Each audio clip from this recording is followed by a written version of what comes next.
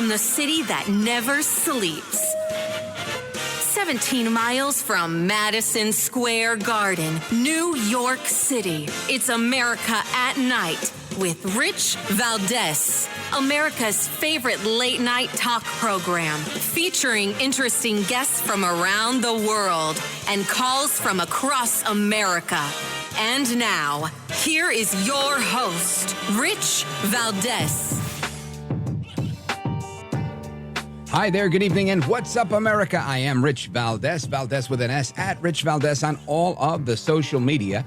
Welcome to the program. Tonight is Wednesday, and our phone number is 833-482-5337, 833-4-VALDEZ. And Joe Biden went to Israel today. It's an 8-hour trip. He's on his way back, and he got dissed by all of the Arab leaders he was intending to meet with, but he definitely, gave a very, very weak display of American prowess there.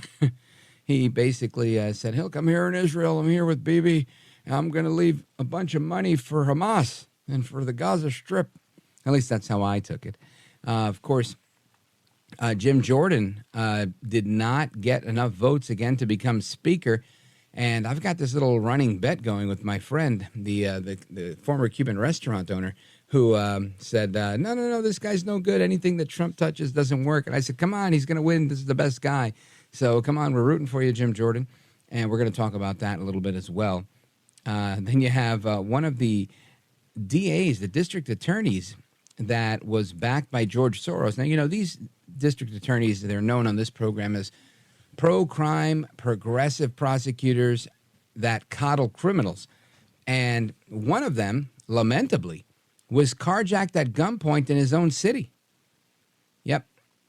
District Attorney Jason Williams was carjacked at gunpoint in his own liberal city on Monday, according to reports. Williams and his 78-year-old mother were approached by two suspects and held at gunpoint while walking to his car. The suspects then demanded the district attorney's car. This was reported in the Daily Caller. The suspects then jumped into the car and drove off before abandoning the vehicle in an undisclosed location and carjacking a young woman in the area 30 minutes later. Absolutely terrible. Here's a quote from Keith Lampkin. He's a spokesperson for the DA's office. He said, DA Williams and his mother were unharmed and both thank the police department for their hard work tonight and every night responding to crime victims.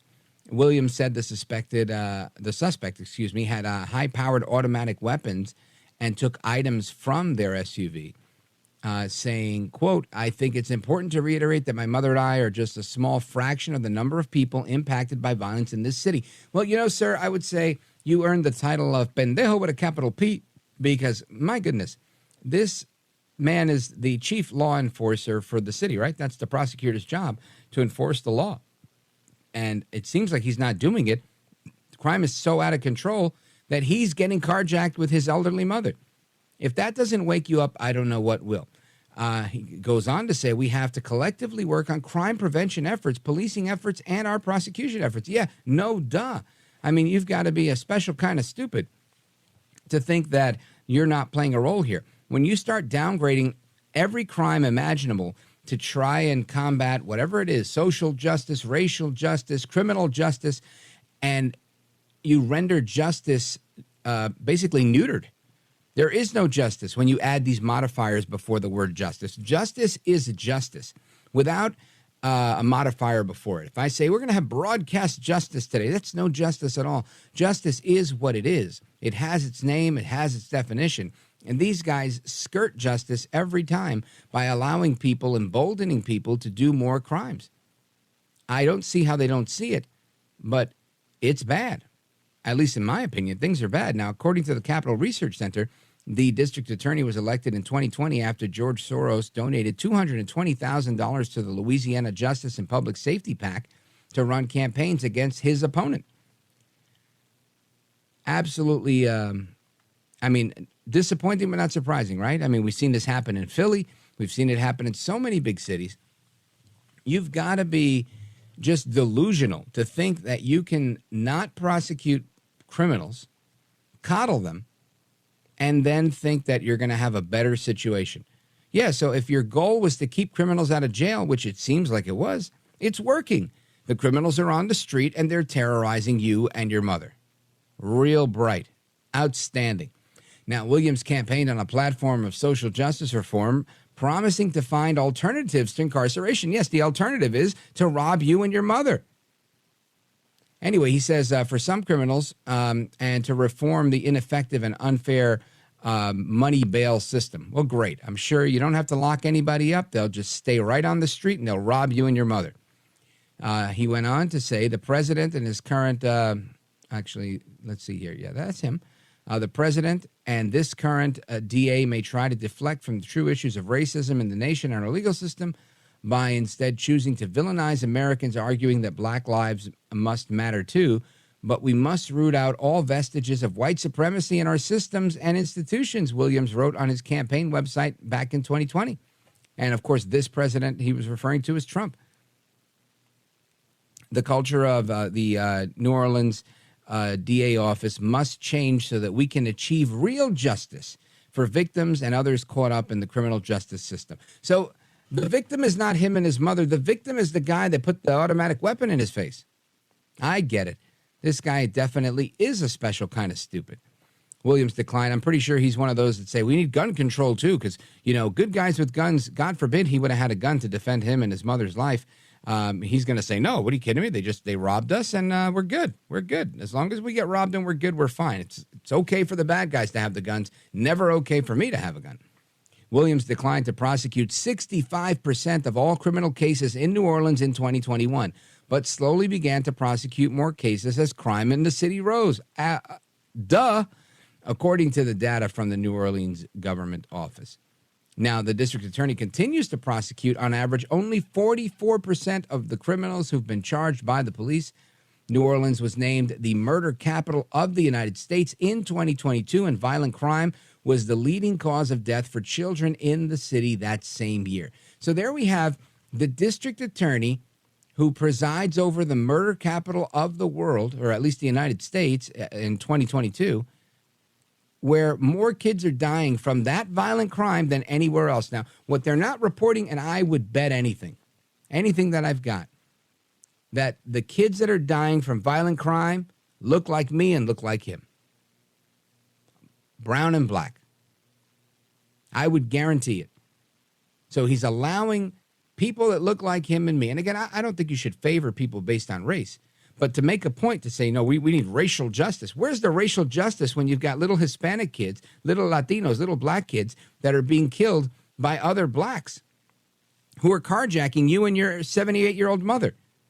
Unbelievable. Stuff like this really, it's not a new thing. We hear this stupidity all the time. These defund the police people that end up getting robbed and beaten. But it's like nobody learns. Somebody told them it was a bad idea along the way, yet they could care less. Unbelievable. So anyway, that's the story on the district attorney. Again, his name, District Attorney Jason Williams, carjacked at gunpoint in New Orleans. What a pendejo. Anyway, we're going to continue our conversation on what happened with Jim Jordan today. He did not get the requisite amount of votes. Is he coming back? Is he not? I'm hoping that he does. We're going to get to that in a moment. Plus your calls, 833-482-5337, 833-4-VALDEZ. This is America at Night with Rich Valdez.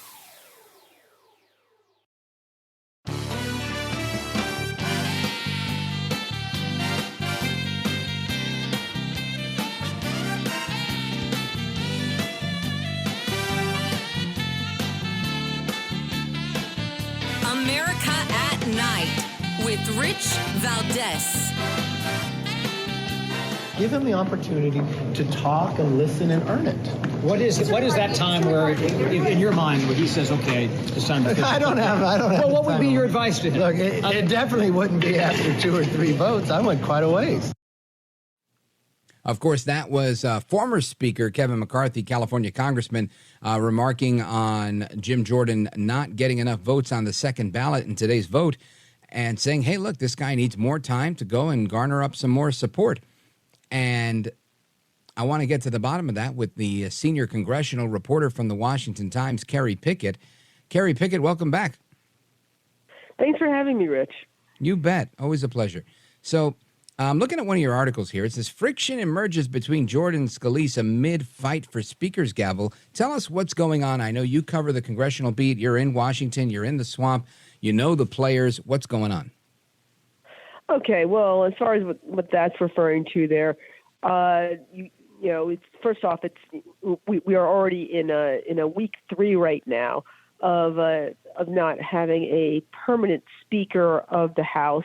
It hasn't been since 1971 that we've gone through a 2-week long stretch of not having a Speaker, and of course this is because former Speaker McCarthy was ousted after 8 Republicans, along with the entire House Democratic caucus, ousted him after a motion to vacate was put forth by Republican Matt Gaetz. So now what we have here is trying to figure out how to get a new Speaker. So now you had someone like Steve Scalise, who's the majority leader. He tried putting his hat in, and there was a Republican conference, a meeting that went on, and there was one secret ballot that happened, and Jim Jordan apparently had a private conversation and said, okay, well, it looks like there wasn't enough Republicans, which was 217 necessary to support you. So sorry, looks like I'm going to jump in instead. And that was sort of like Scalise getting a little upset with him. Those hard feelings are going on. Scalise is, and now there's some saying that like, oh, well, Scalise is publicly supporting you, but he's not really supporting you. It's kind of, and what I mean by that is he is publicly supporting him by voting for him. His office is saying that he's whipping for him, but according to some people, some sources are saying that he's not putting his full heart into it. I don't know. And that may go back to some bad blood that went on when a Scalise was trying to attempt to run for Speaker previously. Okay, but so the word on the street for that is butthurt, right? So Scalise is butthurt that he couldn't get the support he needed. Now he's coming after Jordan. Would you say that the votes where people, obviously Scalise is not in the race anymore, and where people say, I'm nominating Steve Scalise, are those Scalise loyalists that are trying to stick it to Jordan? I got to tell you something. Yes, there's a lot of people who are still upset about how things have gone down over the past 2.5 weeks, Rich. But keep in mind, understandably so, you have, and it wasn't just Scalise, lots of people who are upset about how things went down for McCarthy. But McCarthy won the gavel after 15 rounds back in January, okay? And so now you have someone like Jordan. He still hasn't gotten the gavel now after 2 floor votes. So I think there's some sort of like thing going on here. It's like, do you really think, because you have McCarthy who is out there whipping for Mr. Jordan, he is once again publicly for Mr. Jordan. Do you really think there's some people out there who are going to say that like he's just going to get the gavel after 2 or 3 rounds after McCarthy went through hell going through 15 rounds? Yeah, they want to make him sweat. They're going to make him sweat at least, and they're going to say, you're not going to get the gavel before 15 rounds, and you're going to sweat just as much as McCarthy did, if not more. And, you're either going to pull out or you're going to go through as many rounds as possible if you're going to stick around, and we'll see about that. In the meantime, we have Mr. McHenry of North Carolina. Looks like he is the temporary speaker right now. Right. And all he can do right now is gavel in, gavel out, and it looks like there's some talk about him getting some more legislative powers. Now, with that talk, yesterday I was very surprised to see former Speaker Newt Gingrich saying that Patrick McHenry, the interim speaker, was the best choice. And I was kind of taken aback by that because I feel like Jim Jordan's clearly the best choice. Where do you think that's coming from? Is there really a big concerted effort to get McHenry to become speaker? Well, on the Democratic side, they'd love to have Mr. McHenry as a permanent speaker. But as far as former Speaker Gingrich is concerned, and others, I think they're just looking to have someone around to just move like spending legislation, which is coming up as far as a deadline is concerned, over in mid-November. So that's very important. There's also the Israel resolution that is coming up as well. So people are getting anxious right now, and they want to just have someone who's more an administrative person than a political person right now, and they think that McHenry would be that person. Of course, because of what happened, and I realize that there's a lot of people out there like, hey, yay, Matt Gaetz, and so on and so forth, but this sort of puts a bit of a hold on a lot of these investigations that have been going on in these committees. Sure, they can still go on, but not with as much power, shall we say. Got it. Now, this move to push McHenry to get more power to remain the interim speaker, it's my contention that if that happens, that kind of pulls the rug out from under Jim Jordan to whip more votes, because there's no more urgency, because now you have somebody that can pass a bill. Do you think that's, I don't know, a kind of closeted sabotage to the Jordan speakership? Of course it is. And in fact, there are some people who are questioning if it's even constitutional, if it's even legal. And they are wondering if it can be done. So you have a lot of legal scholars, constitutional scholars who are looking up in the books if this can even be done. I mean, look, we are in an unprecedented time right now. And, people are sort of writing the rules as they're going along. They're sort of putting the plane together as it's flying along in the airspace there. So that is the question. So even like the supporters of expanding McHenry's powers are making sure that everything's buttoned up before they end up electing him for a period of time. Like, so they'll say, well, if we write this resolution to like elect him, it would only be until we end up electing a permanent speaker. Well, we'll see how that goes down, which frankly, sometimes they'll say, well, this is only temporary. How often have we heard that in Washington? Next thing you know, something's permanent. So, which would then be ironic, because those 8 Republicans who wanted a more conservative speaker will end up getting someone who may not be as conservative as they hoped for. Yeah.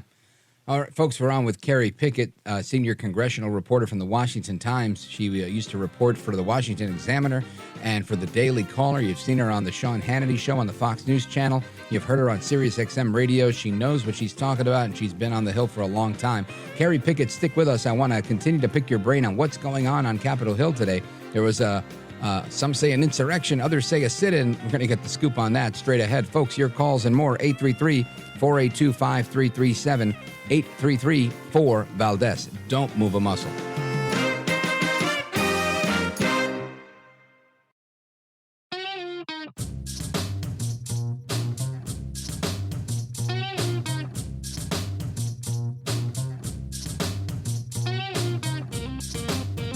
This is America at Night with Rich Valdez. The U.S. Capitol is a big complex, so where we're standing is an office building just off of the Capitol. It's where members of Congress have their offices. And this is what came just about a half hour ago, a little bit less. You can see demonstrators actually starting to get removed now by U.S. Capitol Police. These are just the second round of demonstrators that we've seen forcibly removed. Another group was occupying this place where I'm standing at the moment just not long ago, and Capitol Police removed them because this is where the press sets up their cameras. There were actually some, because they refused to move, were dragged out of here. This is, again, a group that say on the back of their shirts, Jews say ceasefire now. There's another sign that says, let Gaza live. It obviously comes in the midst of that ongoing war between Israel and Hamas. That's Jay O'Brien with ABC News reporting on the pro-Hamas insurrectionists that occupied the Capitol Rotunda earlier today. Our guest is Kerry Picket. She's a senior congressional reporter with the Washington Times. Kerry Picket, were you on the scene? Did you see any of this stuff? Tell us what's going on. Okay, I was not on the scene, but I want to make a correction there. So where they actually were was in the Cannon House office building rotunda. Okay. Got it. Okay. So I mean, it looks kind of similar on TV, and so the protesters were gathered on the Capitol complex. So they were in a House office building. Sure, you got Cannon and Rayburn and all the rest of those offices around there. Exactly. You have all those House office buildings hanging out there. So, but you had over 1,000 protesters that just clogged the streets today, and they were in front of the U.S. Capitol, and they were demanding this immediate ceasefire of Israel's war against Hamas. Of course, that's the Palestinian terrorist group. And it was organized by this left-wing activist group called Jewish Voice for Peace, and If Not Now. And now in the ADL, the Anti-Defamation League, they described Jewish Voice for Peace as a, quote, radical anti-Israel and anti-Zionist group. And look, that's pretty tough for the ADL to say that you're radical. Yeah, I know. Well, I know, seriously, because, the ADL has kind of evolved recently. Yeah, they give everybody a pass. I know, very, very recently. But the mass gathering, they were chanting "Free Palestine," "Not in our name," and "Ceasefire now." And it came just when Biden had reaffirmed his support of the Jewish state when he was visiting Israel today. So I'm not surprised that all of these protesters came in, but they were being dragged out by the Capitol Police. Apparently, some Capitol Police were injured while this was going on. So I'm curious whether or not the DOJ is going to take action on that. I'm not holding my breath. Now, did you hear anything about any congressional committees for the October 18th insurrection that hurt the Capitol Police? Once again, I don't see that happening anytime soon because, once again, they are more than likely going to say, oh, well, it was happening over in the Capitol complex. It was happening over in the Cannon House office building. It wasn't happening over in the Capitol proper. I mean, that's how they're going to be stipulating it. See, that's how it works. It's going to be all of these specific things, and there are busloads of them that were just coming up, and they were unloading, and they were just going straight into Cannon House office building. That's how. Well, I'm looking at the video, and it was a ton of people. There was a ton of people in there. I could only imagine how many were outside. Oh, indeed. And a Capitol Police spokesperson told the Washington Times that 3 demonstrators were arrested and charged with assault on a police officer. So let's see how that is followed up on. Now, remember, a far-left squad member, Rashida Tlaib, Yes. our favorite, from Michigan, she spoke during the protest, and she broke out in tears when she was describing the videos of the children outside of the Gaza hospital that Hamas bombed on Tuesday. Apparently Hamas, Islamic Jihad. Yes, excuse me. Islamic Jihad. I want to make sure that I don't make that mistake of mislabeling here. But you don't want to misgender the terrorists. Kerry Picket, I don't want to cut you off, but just for the sake of the audience, I want them to hear what Rashida Tlaib said. Listen to this. Continue to watch people think it's okay to bomb a hospital with children. You know what's so hard sometimes is watching those videos and the people telling the kids don't cry. I'm like, let them cry. And they're shaking, and somebody, you know this, they keep telling them not to cry in Arabic. They can cry, I can cry, we all can cry. If we're not crying, something is wrong.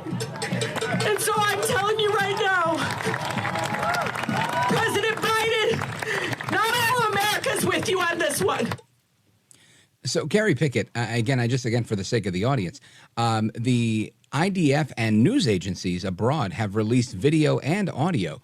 The video of the Islamic Jihad rockets firing out and moments later hitting the wrong target, as well as the IDF releasing audio that they've captured of Islamic Jihad terrorists admitting that they hit the wrong target.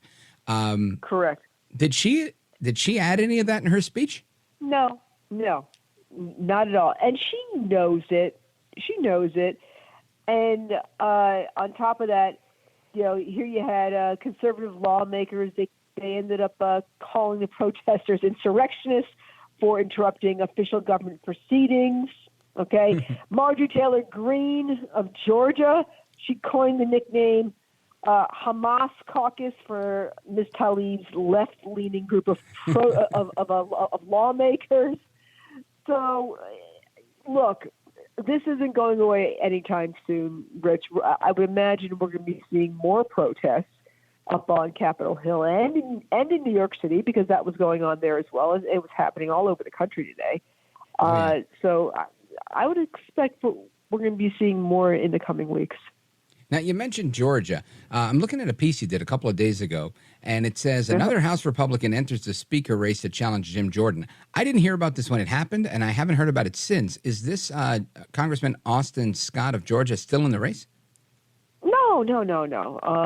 Austin Scott, that happened like a couple of days ago when the Republicans were just doing a secret ballot. And Austin Scott put his name into the race, and they were just trying to figure out, whether or not. I think they were trying to wanted to make sure that they weren't going to say, "Oh, we're just doing like a coronation of Jim Jordan," and Austin Scott was sort of like a protest sort of candidate. Look, keep in mind there were 20 no's against Jordan yesterday, okay? Mm-hmm. Now there were about 22 no's today. And so 4 new no's and 2 flips to being yeses to a Jordan. They are largely composed of appropriators and defense hawks, as well as people who are lawmakers in Biden won districts, okay? Right. So the appropriators kind of want their, you want to make sure that they get the money. Like our friend Ken Buck. Yeah, exactly. But people like Kate Granger, Steve Womack. Then there's also, you have people over in New York like Andrew Garbarino. It seems like the whole New York caucus is anti-Jordan. What's the impetus for that? Not the whole. All the New new York ones. Caucus. You have Andrew Garbarino, Nick Laloda, Mike Lawler. That's just off the top of my head. But many of the like some of them voted for Zeldin or McCarthy. Mm-hmm. But the thing is, who knows what their reasonings exactly. But look, this could change tomorrow. It may not change tomorrow. But ultimately, some people are saying it has to do with money. Some people are saying, oh, well, they're in blue districts. But then there are people who are in blue districts who did vote for Jordan. So who knows what exactly the reasoning is. Now, Kerry Picket, before I let you go, yesterday we had Congressman Richard McCormick from Georgia as well on the program, and he said, today would be a pivotal day because if Jordan loses support, he may not be able to advance to other rounds. Now, we saw that he lost a couple of votes, but it appears he's going to continue to other rounds. What's your take on how they bump him out? It seems like they're trying to bump him out, despite having the gravitas he has with the majority of the caucus. Well, I think that perhaps they're going to find maybe a replacement, shall we say, someone who is very similar in, shall we say, conservative principles to Jordan, who can once again unite the Freedom Caucus faction and the moderate faction. You see, that's what this is all about. Someone who doesn't have the sort of shadow smear that the Freedom Caucus unfortunately has with like a lot of people within the Republican Party, and then also who also doesn't have the smear of what the moderates have within the Republican Party as well with the Freedom Caucus. Sort of the reverse, and then they can kind of tie them together. Does that make sense? Yeah, no, it does. It seems like they're going for Patrick McHenry as the compromise candidate. No, not necessarily Patrick McHenry. Patrick McHenry is more of the administrative guy until they find that person who has who is similar to like a Jordan in terms of like, I'm gonna fight for you, but in the same light doesn't have the unfortunate historical background that like Jordan had with like John Boehner, shall I say, which is where all that sort of smearing comes from. I mean, that's where very often when people say, why is it that so many moderates think badly of Jordan, which is kind of unfair, by the way. I think it's totally unfair. Kerry, would you mind sticking around for another couple of minutes? Sure thing. All right, let me take a quick commercial right here. Come right back because I want to talk about why Boehner, Gingrich, at least in your opinion, why so many people are beating up on Jordan when I think he's a really solid candidate. Folks, stick with us. We're on with Kerry Picket, senior congressional reporter from the Washington Times. Our phone number, 833-482-5337, 833-4-VALDEZ. This is America at Night with Rich Valdez.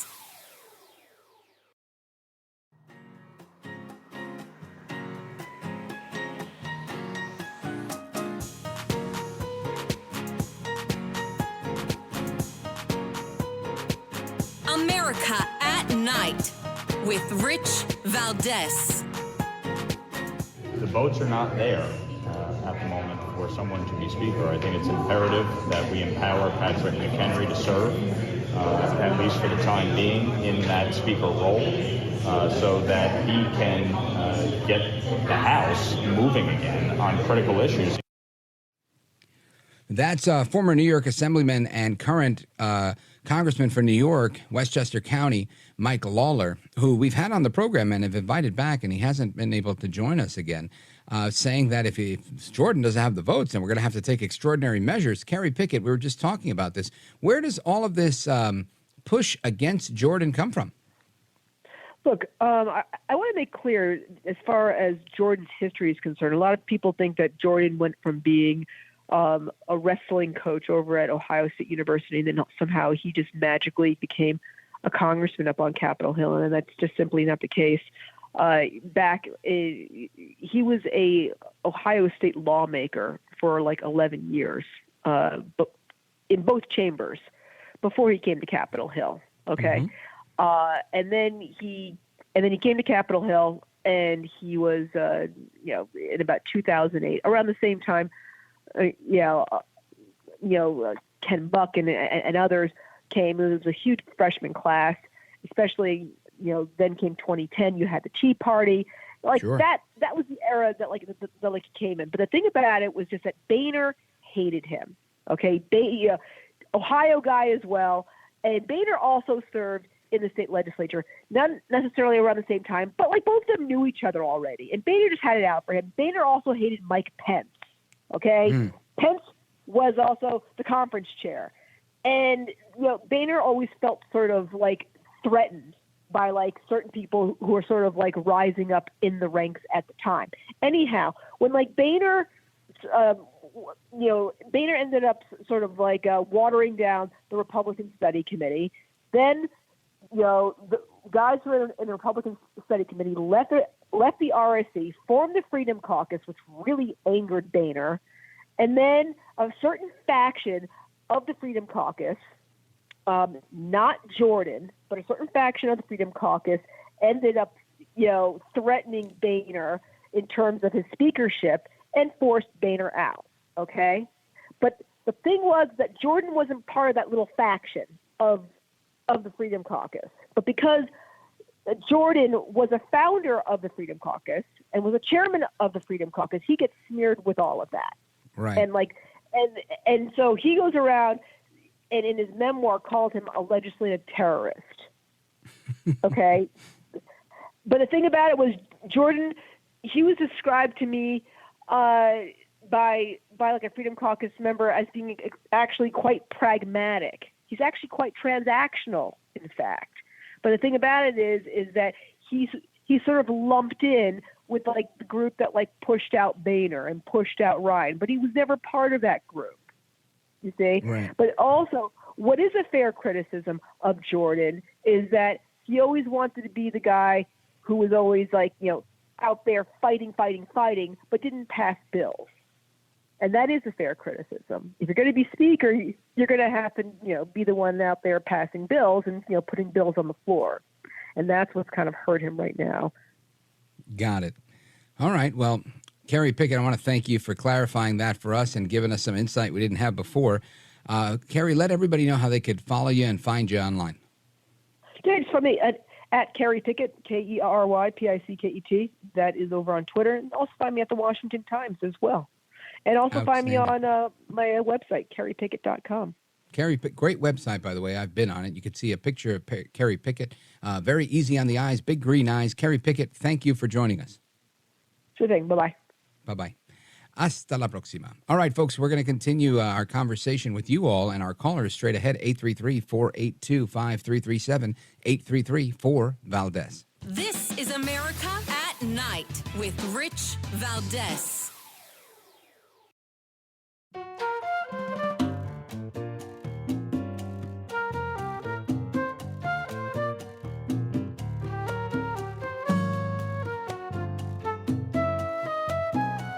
America at Night with Rich Valdez. So President Biden went to Israel today, and of course he was there, and he's already left. And guess how many hostages he negotiated the release of? Yep, that's right. Zero, nada, zilch, cero. He didn't do anything. President Biden visited Israel on Wednesday in a high-stakes diplomatic mission to show unwavering solidarity to the U.S. Ally, while also balancing humanitarian needs and growing fears of a wider conflict. That's ABC News. And all I could say is, I don't know. It seemed to me like he, gave Hamas a chance to regroup, said he was dedicating some money to Gaza. And to me, that seems like if they're getting money in humanitarian aid, then they could spend the money they've got on buying more bombs from Iran. I don't know. Call me a cynic if you will. And call me on the phone if you want. 833-482-5337, 833-4-VALDEZ. We're going to talk about Biden's trip to Israel, and we're going to get in-depth with this conversation on Hamas and the fake, phony, fraud blame game that they put on Israel for blowing up that hospital when it was Islamic Jihad that blew them up. And we're going to do that with our buddy Bryan Leib. You remember him. He was the head of the Iranian Americans for Liberty, and he's coming up with us next. Don't go anywhere. I'm Rich Valdez.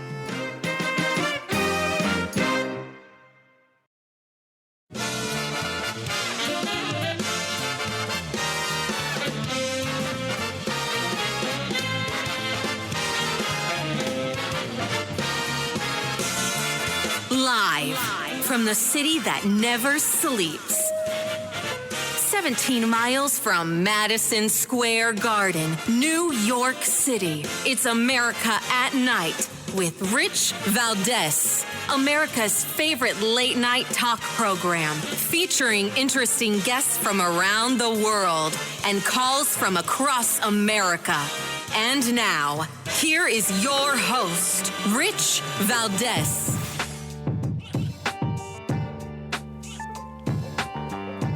Hi there, good evening, and what's up, America? I am Rich Valdez, Valdez with an S, at Rich Valdez on all of the social media. Welcome to the program, Tuesday night, hour number 2. And our phone number, if you want to join our late night national town hall conversation, feel free to do it. I know the number, I promise you. 833-482-5337, 833-4-VALDEZ. Now, a bunch of things are going on. Of course, Jim Jordan did not make the second ballot today, but first you don't succeed, try again. They're going to do it again tomorrow. Wishing Jim Jordan good luck. We learned a little bit about that with Kerry Picket in the first hour. And I want to switch gears and talk about some of the stuff that's going on internationally. Of course, Joe Biden was in Israel today. There was plenty that he had to say. And none of it really projected American strength. Of course, last night, or was it the night before, that Iran came out and said, listen, if the United States gets involved, we're going to be hitting different targets. We're going to do what we got to do. And of course, they're keeping their end of the bargain, right? There was a drone strike, and this is an interesting one because let me see where I put this. Drone strike, the Hill. Here we go. It's in the Hill, and according to this, the Pentagon says the drone attacks on the U.S. troops in Iraq were thwarted with minor injuries. But it's suspected that these drones were brought into Iraq by Iran. And this is, in my opinion, again, call me whatever you want to call me. People do that anyway. If you attack American troops, no matter where they are, we're at war with you. And if that's not the case, it should be, right? How do you do that? How do you go and we've had all this Chinese aggression, just a sidebar. Every time one of our drones or planes is in the air, the Chinese want to come by and sideswipe us. Russia's doing the same thing. They're taunting us, and we're doing nothing in retaliation. Now we've got an attempted attack against U.S. and coalition forces in Iraq, and it was disrupted early in the morning. Colonel Sean Heidgerken said in a statement to The Hill, 2 one-way drones were shot down in the attack. U.S. CENTCOM, Central Command, which oversees American forces in the Middle East, later said the drone was destroyed and 1 was damaged, resulting in minor injuries. Officials didn't say who was suspected of being behind the attack, which was aimed at the Al-Assad air base. Now, they didn't say it, but widely believed to be the Iranians. Hours later, another drone attack targeted the Al-Harir air base in Erbil in northern Iraq, a location that houses American forces, and an Iranian-backed militia in Iraq claimed responsibility for that incident, which was also thwarted, according to multiple reports. CENTCOM confirmed U.S. forces engaged and destroyed a drone, resulting in no injuries or damage. Now, these attacks are the first such attempts on U.S. troops in Iraq in more than a year, and come as Washington fears the Hamas-Israel war may broaden into a wider conflict or be used by Iran-backed groups like Hamas and Hezbollah and others as a chance to destabilize the region. Well, I've got news for The Hill, and that's our article I was looking at is in The Hill. Miss Ellen Mitchell, if you don't think the region's currently destabilized, please listen to this program because we talk about it every single day. And I think the Middle East is on fire right now. Europe on fire. All of this happening under Joe El Baboso Biden's watch. Now, I want you to hear a clip from the president. He was in Israel today, and he says that the hospital bombing was not done by the Israelis, as it was reported by every pro-Hamas media agency out there. It was, in fact, conducted by Islamic Jihad. Listen to this. I'm deeply saddened and outraged by the explosion at the hospital in Gaza yesterday. And based on what I've seen, it appears as though it was done by the other team, not you. But there's a lot of people out there who are not sure. So we've got to overcome a lot of things. And also needs encouraging life-saving capacity to help the Palestinians who are innocent caught in the middle of this. that's who we are. Not just me, but that's who the United States is. And it's just not the example. Our power is our example. So I want to get reaction to that audio because Biden, Sleepy Joe, he says, blah, blah, blah, blah, blah, blah, blah, blah, blah, and it was the other team, right? I want to get to the bottom of that with a friend of the program, a friend of mine, Bryan Leib. You remember him. He was the executive director of Iranian Americans for Liberty. He's the founder of Henry Public Relations. Bryan Leib, welcome back, sir. Good to be with you, Rich. Thank you so much. You bet, brother. So when you hear the President of the United States, the Commander-in-Chief, again, after, it seems to me, unlimited reports today in real media that are saying, no, there's video, there's audio, there's all sorts of stuff saying that this was done by Islamic Jihad. How does it make you feel? You're happy that Joe Biden told the truth today? He told the truth, but he told the truth in the Joe Biden way of telling the truth. Words and tone matter when you're the president of the United States, Rich. And the fact he said the words, it appears, and the tone was a very weak tone, really didn't instill any kind of confidence, I think, in anyone that was listening or watching.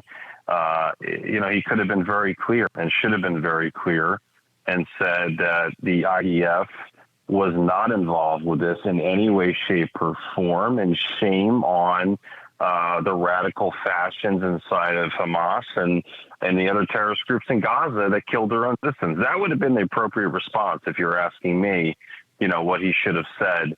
All he does at every turn, and we've been talking about this ever since he took office a few years ago, Rich, is he's just a walking, projection of weakness. I mean, everywhere he goes. I think it was important for him to be in Israel.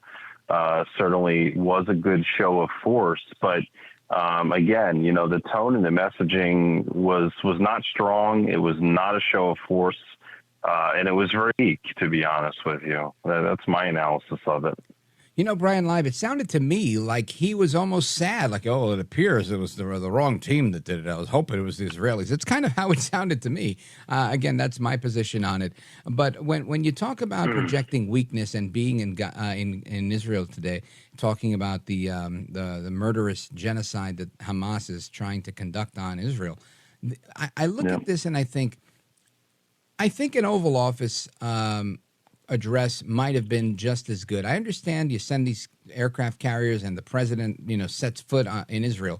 But at the same time, I realize that whenever the president of the United States goes anywhere, there's a lot of security. Of course, they're not going to take the same type of tactics because they don't want a war. And maybe they do, but it didn't seem like they wanted one. And it almost seems to me that he's giving them a chance to regroup, a little bit of a reprieve. He's stopping the Israelis, in effect, from really advancing because they're protecting Netanyahu and him, and he's giving Hamas a chance to do what they've got to do on their side. And I don't know. Maybe that's just me being a conspiracy theorist. Am I wearing a tinfoil hat, Bryan Leib? Well, Rich, you're forgetting the fact that he also announced on Israel's soil today that the Biden administration would be sending $100 million of humanitarian aid into the Gaza Strip. Now, there is no one in the Gaza Strip to administer such humanitarian aid other than Hamas. And we know very well over the years what's happened when U.S. Aid dollars and humanitarian aid has come into the region.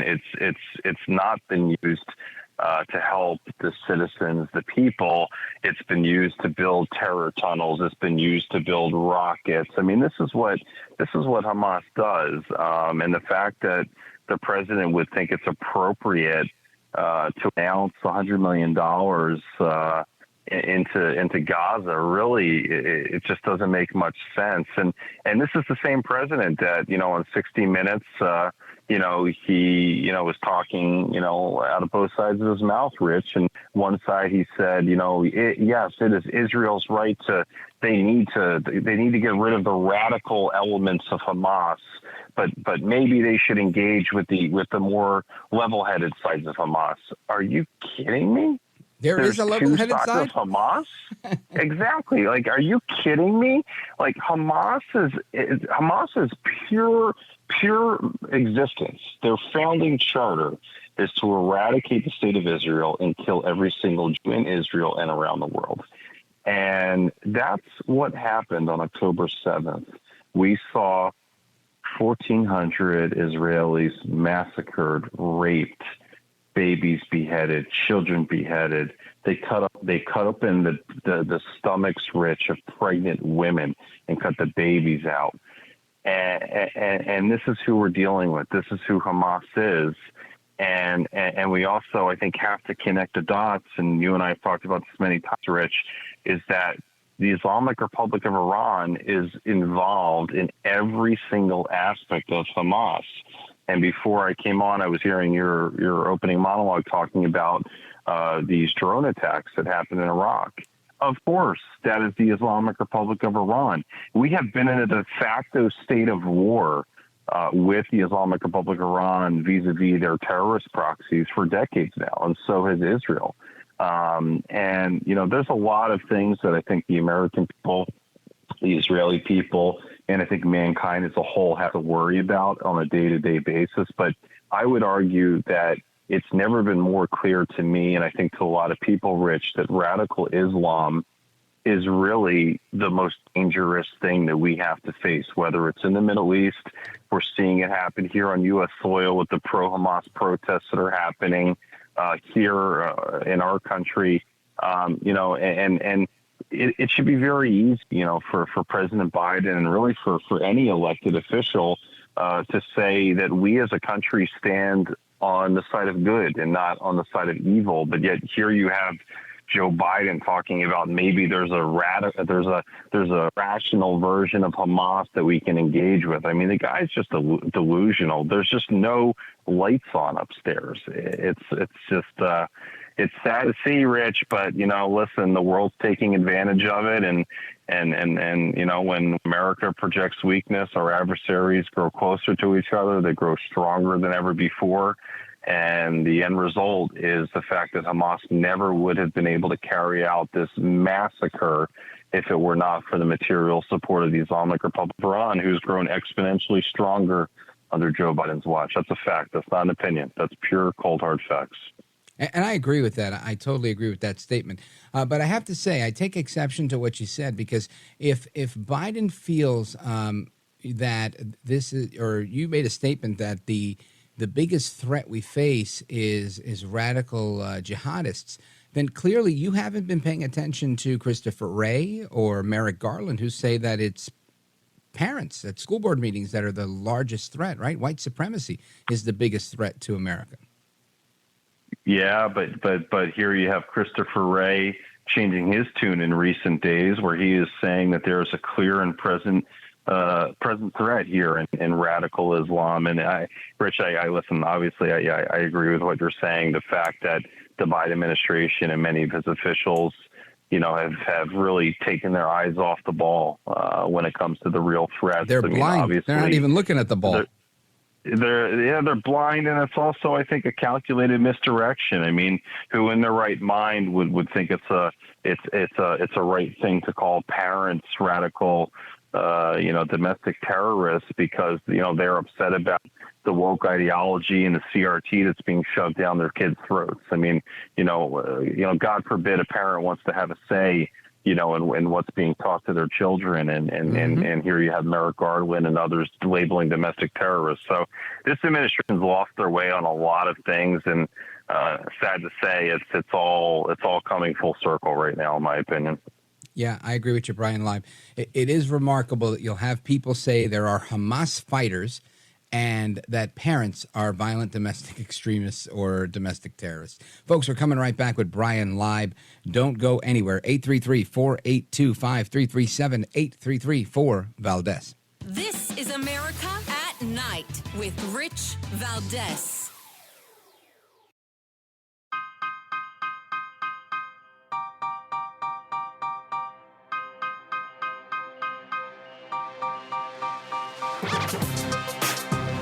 America at Night with Rich Valdez.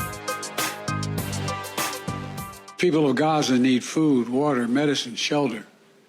Today, I asked the Israeli cabinet, who I met with for some time this morning, to agree to the delivery of life-saving humanitarian assistance to civilians in Gaza, based on the understanding that there will be inspections and that the aid should go to civilians, not to Hamas. President Biden clarified that if Hamas diverts or steals the assistance, they will have demonstrated once again that they have no concern for the welfare of the Palestinian people, and it will end. Very tough words from President Joe El Baboso Biden. Folks, we're on with our guest, Bryan Leib. You know him. He's the former executive director of Iranian Americans for Liberty and the founder of Henry Public Relations. He's always well-versed on foreign policy. And, Bryan, I want you to entertain a call from Sandra. She's calling in from Dothan, Alabama, WDBT. Sandra, go right ahead. Yes, my question is this. Since Biden has said, we're going to back Israel, whatever, we're going to be there, da-da-da-da-da, he flies over there. Now he gives $100 million. What do you think right now Netanyahu is feeling towards Biden or feeling to the U.S. that we're going to cough up this $100 million when Netanyahu knows that this money will go to Hamas? Okay. Thank you, Sandra. Bryan Leib. Well, Sandra, I think it's two things. Great question. One, first of all, I think we all know the money's not going to actually get to people that need it. Secondly, all this does is slow the process down where the IDF, I think, is very much prepared for a full-scale ground offensive.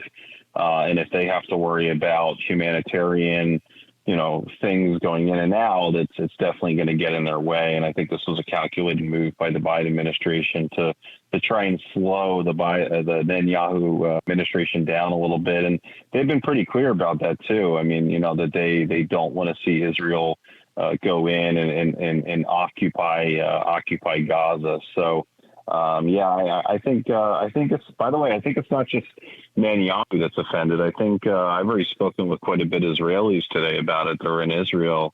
They're very offended that President Biden would fly all the way to Israel only to say that, he wants to support both sides. There is no longer both sides. There is good versus evil. There is radical terrorism versus democracy. There's no longer both sides. We saw that unfold on October 7th when 1,400 innocent human beings were slaughtered. There is no longer both sides. Well put, Bryan Leib. And Bryan Leib, in the 45 seconds we have remaining, let everybody know how they could learn about the work that you're doing and how they could follow you. Yeah, so Rich, I recently started a public relations firm that's focused on helping conservative voices, conservative leaders really get attention and exposure in national media. And you can take a look at my website, which is henrypr.com, to learn a little bit more about what I'm doing and what we're doing to really help conservative voices and conservative leaders get more attention in the media. Thanks for having me, Rich. You bet. Thank you, Bryan Leib. You're a gentleman, a scholar, and a patriot. Folks, we continue with more straight ahead. Our phone number, 833-482-5537, 833-4-VALDEZ. And we're going to get into what happens when relationships are on the rocks. Don't go anywhere. I'm Rich Valdez.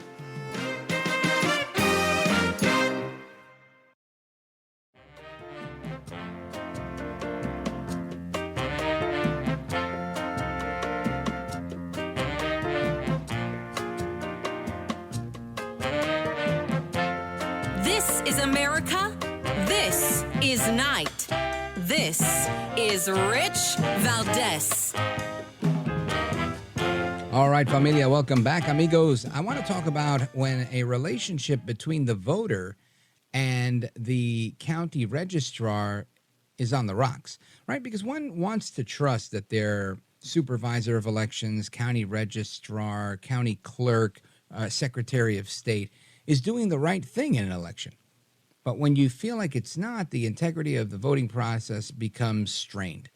And there's a piece in American Greatness today, and it's a very eye-opening piece because it brings to light something that we talk about every now and again, but it puts a really fine point on it. And it's written by Bart Marcois. He's a former diplomat for the United States, former principal deputy assistant secretary for international affairs at the Department of Energy. Bart Marcois, welcome, sir. Thank you. Thanks, Rich. I appreciate being on. You bet. So the title of your piece, Troubling Ballot Chicanery in Virginia Elections Requires Immediate Action. The Electoral Board must do its job and invalidate a clearly invalid candidacy. And we see all sorts of chicanery whenever elections come around, but tell us the specifics about this one. Sure, I'd be glad to. I've been an election observer all around the country, and I've even done it internationally when I was a diplomat and in my post-diplomatic career. And I've seen all kinds of ways to cheat on elections. And one of them, the most common, and it's done in counties and cities and states where the Democrats have a large numerical advantage, where they control all of the oversight positions. They simply apply an unfair standard, an unbalanced standard when evaluating the validity of election matters. And what's at stake here, what happened here is, before you get on the ballot, you have to qualify. And the main thing you have to do to qualify, this was a school board race. And to qualify for the school board, you had to get 125 signatures. They have to be verified by the county registrar as voters in the district that you're running in. It's very simple. You have your friends go out and stand in front of the supermarket and say, will you sign this petition to get my friend on the ballot? And if you need 125, you go out and you keep going till you get 250 or 300 just to make sure that you got the right amount. Well, this woman went out, she got exactly 125 signatures, and she turned in her petitions, but her petitions did not follow the law. They were invalid, explicitly violating things that are forbidden in state law, and the registrar accepted them anyway. And it's not fair, and she should be kicked off the ballot. Now, how do you know that all this happened? Well, fortunately, there was a lawsuit filed by the local county Republican Party. A couple of voters brought the lawsuit. They had gone in and exercised their right to view the ballot petitions, and they saw that there were, in the case of the lawsuit, there was one petition that had 6 signatures on it that didn't have dates after them. Well, the trouble with that is these ballot petitions have to be notarized, and the notary has to sign it. He has to say, these signatures were on the ballot when I viewed it as of this date, to make sure if the signatures aren't valid, they could have been added after he notarized it to get up to the requisite number of signatures. And they took it to the judge, and the judge said, I have discretion whether to rule on this myself or kick it to the electoral board. I'm going to kick it to the electoral board and let them decide. And that's an oversight board that oversees the registrar and says, yes, what he did is right, or no, what he did isn't quite proper. Well, in the course of discovery, the voters who filed an affidavit saw that there was another petition that had 11 more signatures on it, and the petition did not have the proper address on the front of the petition. Now, that, again, is explicitly listed in Virginia state law. All petitions must have the home address of the candidate on the front of the petition. And it's especially troubling because the candidate signed this in front of a notary under penalty of perjury and under penalty of fraud, saying that she circulated that petition. So there are 2 faults with it. 1, it doesn't have her home address. And 2, if she's the one circulating the petition, how come she didn't know her own address? How could she have made that mistake? And so that, there are now the 17 problematic signatures, and she's well below the threshold required to get on the ballot. And inexplicably, the registrar let her on the ballot anyway. And the electoral board can say, you know what, she is not on there properly, and any votes for her will be discounted. Doesn't matter how many votes she gets.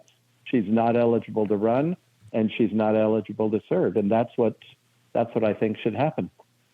Well, I agree with you. And this is not exclusive to Virginia politics. This is pretty much anywhere. There's a candidate running for New York City Council in New York City. His name is Michael Ragusa. And his candidates just challenged his signatures, and they found that some of them weren't genuine, or at least they're alleging that some of them are not genuine. And he had hired some company that dropped the ball on helping to gain petition signatures.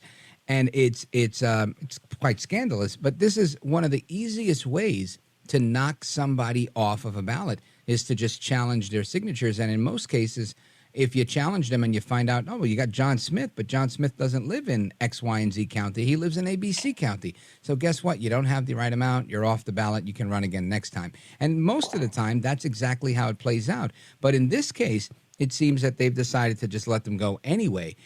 Is this, to me, it seems like a clear case of preference for this candidate or their version of electoral interference. How do you surmise the impetus for this? That's a good question. I was talking to somebody who's very familiar with this process earlier today, and he said, what I can't figure out is this registrar used to be a real stickler, and he was a stickler for both parties. He had a fair hand. And I think that the pressure is just getting so great. People fear the takeover of it all comes down to Donald Trump next year. The left, not just the Democrat Party, but the leftists in America are trying to make sure on a state-by-state basis that Trump is not eligible to run, or that he faces hurdles in running. And if the registrar can be made to be unfair now in a school board election, then he can be made to be unfair in the vote counting later this month, or later this year in the state legislative elections. He can be made to be unfair in the counting in the county supervisor elections, in all of them, and then next year, everything is set up to defeat Trump, to have a state apparatus set up, to have illegal, non-citizens vote, to have felons vote, to have all kinds of. To vote from the grave, to vote from people that have moved out of state, to refuse to clean up the voter rolls. All of this starts with an unfair election administration. And as you say, this is nationwide. It's happening everywhere. This is one small race in one county, one very large county, the largest county in Virginia. It's the one where all the votes are. And if they can pressure this guy to be unfair now, then what are they going to do to pressure him when they're counting the votes for the state legislative races 3 weeks from now? The Virginians are voting right now.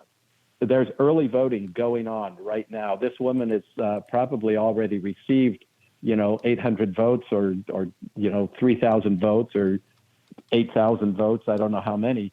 But all of those votes should be invalidated because she never belonged on the ballot in the first place. Folks, we're on with Bart Marcois. You can check out his piece in amgreatness.com the troubling ballot chicanery in Virginia elections requires immediate action. He's a former U.S. diplomat and former Principal Deputy Assistant Secretary for International Affairs at the Department of Energy. And we're going to come back and talk about some diplomatic and international affairs issues with our guest, Bart Marcois. Don't go anywhere. I'm Rich Valdez. This is America at Night with Rich Valdez. Call now, 833-4-VALDEZ. That's 833-482-5337. 833-4-VALDEZ. That's Valdez with an S.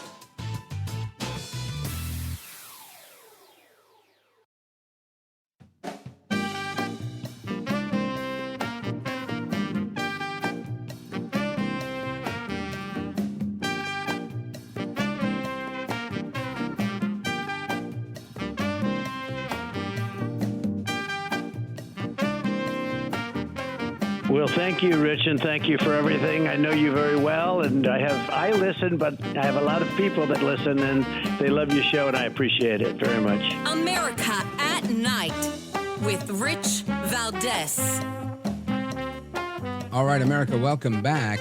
And I want to discuss this story here. And, of course, we're on with our guest, Bart Marcois. He's the former Principal Deputy Assistant Secretary for International Affairs at the Department of Energy. He was also a career diplomat. And the United States government has just hired a pro-Hamas PLO spokeswoman to handle asylum claims in the United States.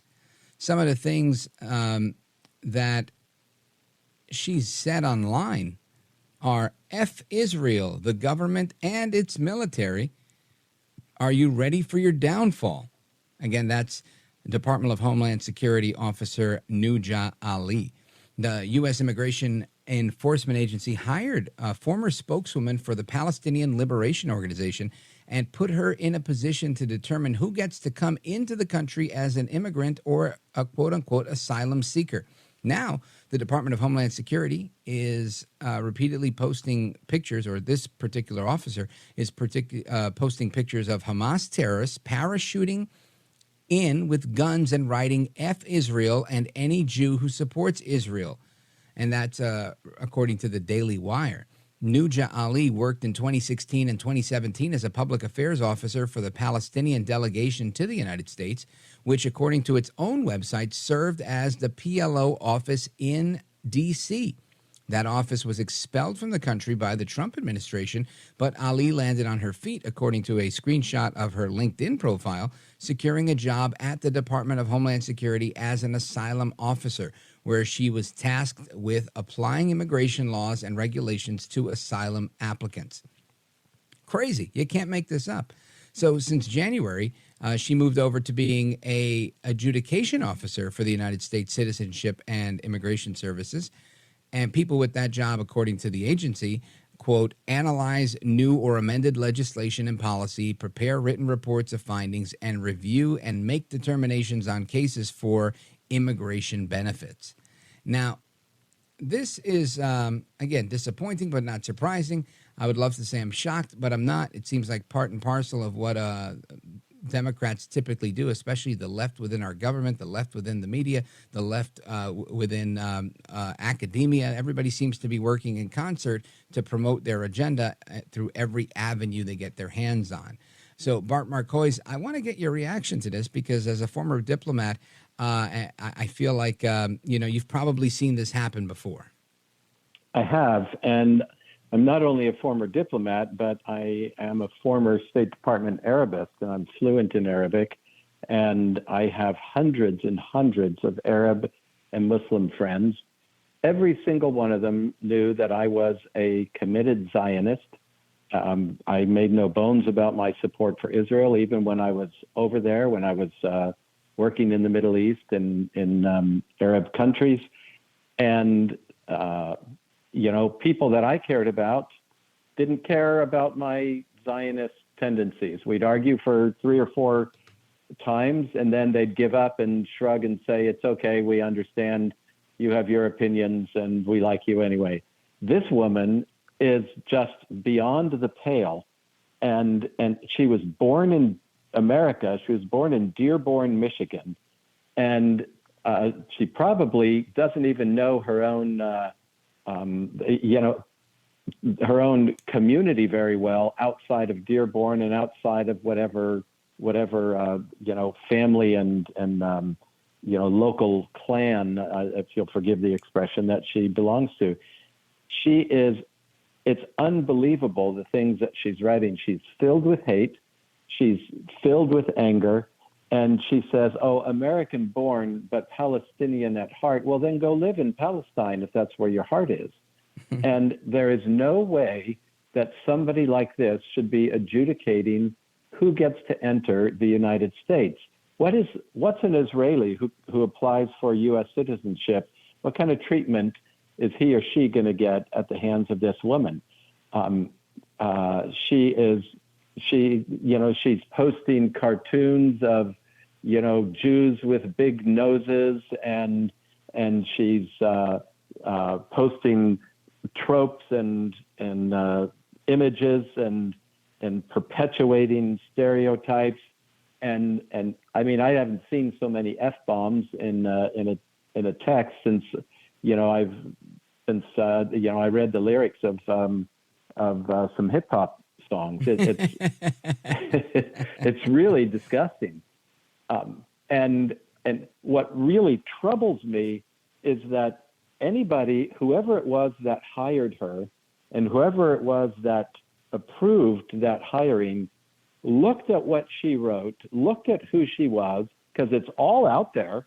Right. It's all out there on Instagram and on X and other social media platforms. And they didn't care. They didn't care. They said, we like the cut of your jib, and we're going to hire you.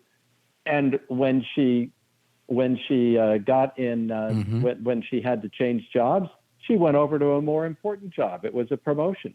You can't make this stuff up. Bart Marcois, hang on right there. We're going to come right back with you straight ahead. Folks, we're on with Bart Marcois, former U.S. diplomat and former Principal Deputy Assistant Secretary for International Affairs at the Department of Energy. Don't move a muscle. This is America at Night with Rich Valdez.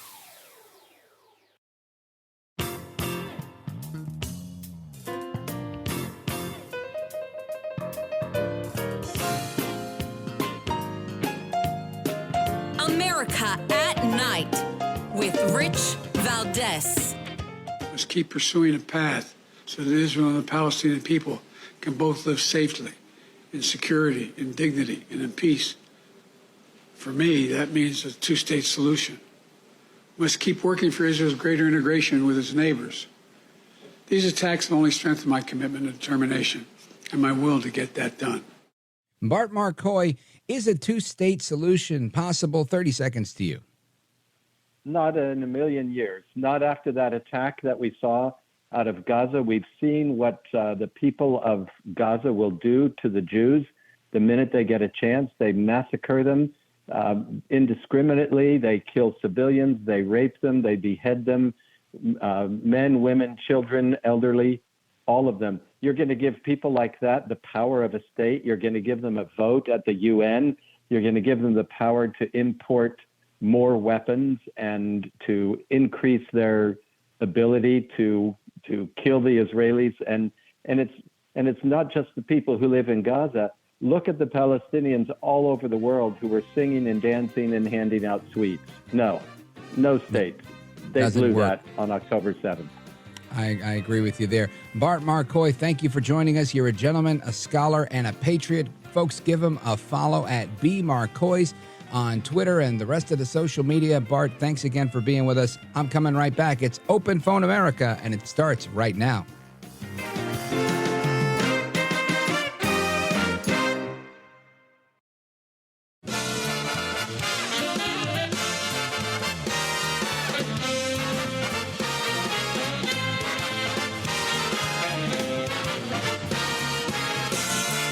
Live from the city that never sleeps. 17 miles from Madison Square Garden, New York City. It's America at Night with Rich Valdez, America's favorite late-night talk program, featuring interesting guests from around the world and calls from across America. And now, here is your host, Rich Valdez. Hi there, good evening, and what's up, America? I am Rich Valdez, Valdez with an S, your liberty-loving Latino amigo, and happy to be with you on this Wednesday night. Our phone number, if you want to join our late-night national town hall conversation, the phone number is 833-482-5337, 833-4-VALDEZ. And a bunch of things happening today. There was a little bit of a melee in the courthouse. Trump is on day 2 of his trial this week. And we had a clip of audio last night of Trump saying how corrupt the district attorney of New York was. And I just want to replay it for you because I love that he's standing up for himself. And we're going to get to your calls as well, by the way, on everything we talked about, from the speaker's race to what's going on with Hamas and everything else you'd like to talk about tonight. Listen to former President Trump at the courthouse in New York just yesterday. This is a disgraceful situation. This is an attorney general, Letitia, that went out and campaigned on, I will get Trump. I will get Trump no matter what. I'll get Trump. I promise I'll get him. We have 2 tapes on her now that have come out since the trial because people took tapes of her because they couldn't believe her ranting and raving like a lunatic. But just as the Attorney General of New York State, Letitia James, and she shouldn't be allowed to be Attorney General. She's defrauded the public with this trial. She said that Mar-a-Lago, she convinced the judge that Mar-a-Lago was worth, in Palm Beach, Florida, the most expensive land in the world, I guess, and the most expensive houses definitely in the world. And Mar-a-Lago, the biggest house, the most spectacular place in all of Florida, was worth $18 million when it's worth approximately, could be close to 100 times that amount. And of course, Trump making the case that his property was worth much more than he stated it was worth. They say the exact opposite, that he committed fraud. He borrowed money from the bank. The bank did the appraisal. They lent him the money. He paid the money back. The bank has offered already written testimony saying he's paid it back. Nobody's claiming that there's a crime except for the Attorney General, which is her job, and she's got to prove that in court. Of course, the judge already saying, yes, I agree that you're a fraudster, and now they're trying to come up with a sentence for him, likely to appeal this type of thing. But listen to this. In the process of the proceedings, a court employee was arrested after trying to approach Trump during his New York City civil fraud trial. And she was arrested Wednesday, today, after she tried to approach former President Trump, claiming she wanted to help him during his ongoing civil fraud trial. The woman, who cops identified as Jenny Hannigan, was charged with contempt of court for disrupting the proceedings in the Manhattan Supreme Court just before noon by standing up and walking towards the front of the courtroom, yelling out to Mr. Trump. Office of the Court Administration made this statement. That's a spokesman named Lucian Chalfin. And a New York Post reporter that was inside the courtroom at the time didn't hear Hannigan yell, but she was caught talking loudly in the hallway after being escorted out. Hannigan's 37 years old, from Baldwin, New York, and is a secretary for a judge in Queens, according to the courthouse officials. They said that no one answered a phone number at an address that was listed for her, so they couldn't get a comment. But Hannigan was wearing a black dress, a matching blazer, and was stopped by court officers before she could get near Trump and his attorneys, who were seated at the defense table. None of the parties were ever in any danger, they said. The ex-president left court for the day at around 3:30, and he said he didn't know about the woman's arrest. The apparent commotion she caused was, disruptive. There's a picture of her in the New York Post article. Young woman, kind of like, I believe they call this ombre, this hairstyle, where it's kind of like brown on top and blonde on the bottom. And, not particularly attractive, but there she is with her black blazer and dress on. And Trump says, "Who got arrested? We didn't know anything about it." Good for him. Hannigan was first asked to take a seat in the courtroom gallery before an officer asked to speak with her outside the room at 11:45. She entered the media hallway where all the reporters are gathered, speaking loudly, and some say that she was saying she was scared as the group of officers surrounded her, asking her to lower her voice. After escorting Hannigan downstairs to the first floor, officers cuffed her as she yelled, "Help me, help me," and "Save me" for several minutes, according to sources at the courthouse. Now, meanwhile, inside the courtroom, there was testimony by Doug Larson. He's a real estate appraiser. He continued his testimony without any major interruption, despite the drama that was going on. And Ms. Hannigan was charged with one count of second-degree contempt for disrupting the proceeding and was given a desk appearance ticket. Now, in New York, a desk appearance ticket is colloquially known as a disappearance ticket. You just never show up and nothing ever happens. She was placed on administrative leave and banned from the state court buildings pending an investigation into the incident. Now, earlier, Trump had appeared agitated during Larson's testimony, saying to his lawyers and shaking his head, gesturing that the appraiser was inaccurate and whatnot. Trump's behavior prompted Kevin Wallace, a lawyer in the New York Attorney General's office, to object, saying, "Can the defendant please stop commenting during the witness testimony?" Justice Arthur Engeron, who is the deciding judge on the case, there's no jury on this case, it's just the judge, issued a broad warning to anyone in the courtroom, including Trump and others, to keep quiet, particularly if it's meant to influence the testimony of a witness. It seems anything Trump does, if he were to sneeze, they'd say, "Look, stop tampering with the witness, Mr. Trump." I think they're just so out of hand here. Trump's lawyers later claimed that Larson had lied on the stand, and Larson was eventually told to leave the room as the attorneys and the judge discussed the claim. The perjury claim stemmed from the question of whether Larson has worked with the Trump Organization controller, Jeff McConney, a co-defendant in the case, to value Trump's properties back in 2013. Now, while questioning Larson, Trump attorney Lazaro Fields, he accused him of testifying on Tuesday that he hadn't worked with McConney while producing an email of Larson communicating with McConney at the same time. He said, "You lied, Mr. Larson, didn't you?" And Mr. Larson said, "I did not. That's what I recall." Trump lawyers Chris Kise then stood up and interjected that Larson should be advised of his Fifth Amendment right against incriminating himself, drawing audible groans from the lawyers at the AG's table. "He perjured himself yesterday, in my opinion," Kise said during the hearing, while the AG's office accused the former president's legal team of amping up theatrics for the media that was assembled there. "This is a performance for the press behind us and not a real legal issue," said Wallace after the court officer escorted Larson out of the room. "This is witness intimidation," the Attorney General's counsel Colleen Kelly Faherty shouted. Both sides continued having heated discussion after Larson left the room. Attorney Kise said that Larson should take a break from testimony to speak with his own lawyers about his potential perjury risk. "Unlike the government, I take those rights seriously," hissed Kise, again drawing groans from the AG's table. Good for him, doing what he's got to do in there. After a few minutes, Engeron ordered Larson to take the stand, suggesting, "I don't see an inconsistency in his testimony." Of course not, Judge. This is the blindest judge in history. Larson, an executive vice president at a real estate company called Newmark, testified for the majority of Tuesday, as well as the same day Trump made his return to court. And it goes on, and I'll put this out on social media if you want to take a look at the rest of it. But the bottom line here is there was a lot of back and forth saying, "You lied, no, you lied, no, you lied, no, you lied." And then this woman says, "I'm here to help you." And they arrest her. And then she says, "Help me, help me, help me." I mean, no shortage of drama in the Trump trial in New York City. And I got to tell you, I'm smiling. I read these things and I laugh. It's just, it's great entertainment. It's sad that it's happening to him and the way that they're going about it, that you have all these people in positions of power that are doing everything they can to destroy a candidacy of any citizen. But because it's Trump, they feel better and they could sleep at night. Anyway, I want to get to your calls and more straight ahead. Let's see. What do we got here?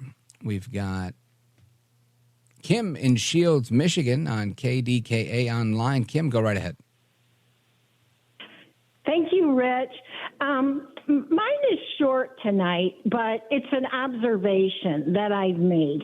All these women prosecutors in high places that are going after President Trump are black. So it's racist. They're racist against President Trump. And I wonder, why do you think black women hate President Trump so much that they would try to put him in prison for 700 years and stuff like that. What do you think? Are you about saying that that because they're black, they're racist against white people? Or just racist against Trump? Because then he's not his own race, right? Well, I think it's because he's a successful white guy, But if you have a different idea, if you think it's because he's, what do you think? It's because he's a Republican, conservative? Kim, I don't know. I mean, I hadn't really honestly noticed that. I mean, of course, that could potentially be a thing, but it doesn't strike me as that. I think overall there is a movement amongst people of color that subscribe to like the BLM movement and stuff like that, critical race theory and whatnot, where there is a very pronounced anti-white bias. I think that's for sure. And this may be part of that. I couldn't say for sure because Letitia James has never made it about race from what I can see. But it is an interesting observation. You've got Funny Willis and Tish James, and he's not a black woman, but Alvin Bragg. And then you got Jack Smith, right, who are the people bringing these cases. I don't think it's race. Honestly, I think it's part of a racialist narrative that's out there that, rich white men or old white men are somehow the problem for everyone. Unless it's Bernie Sanders, then it's okay. Unless it's Joe Biden, then it's okay. But ultimately, I do think there is an anti-white bias in the media and in politics and in our culture overall, and that may play a role in it. And Trump is kind of like the scapegoat, the sacrificial lamb, if you will. They're saying, here's the best old white guy we can find to prosecute. But I think that's only part of it. I really feel that ultimately they know that if they can convict him on one of these crimes, they can bar him from running. And that's, I think, their goal. The goal is to say, you've been barred from holding office. And he'll run, and he can, the scholars have come out and said, you can get arrested, get sentenced, and be elected president and run it from the jailhouse instead of the White House. And I get that. They would have had to get him, prior to running. But I think they're doing everything they can to stop him so that they can run a campaign in November, not this November, next November, where they say the person that's running for president right now is a convicted felon. Would you put that man in the White House? And I think they're banking on getting one of these convictions by that time so that they can make that case. And I don't think it has to do with race as much as it has to do with politics and power. And I think they're really just after the power. And the power that Trump has isn't him, right? It's not even his money. It's that he connects with so many people. And people feel like Trump really represents their values. And it's that power that they don't like. The fact that Trump can really galvanize people. And that's scary to people that feel that the government should be galvanizing people. And that's how Marxists think. At least that's my thought on it. Kim, thank you for the call. I appreciate it. Folks, we go to your calls and more straight ahead. We got calls from Chicago, Pittsburgh, Washington State, right neighboring Oregon, Wilmington, Delaware, Reading, Pennsylvania, and more. Don't go anywhere. I'm Rich Valdez. This is America at Night with Rich Valdez. Call now, 833-4-VALDEZ. That's 833-482-5337. 833-4-VALDEZ. That's Valdez with an S.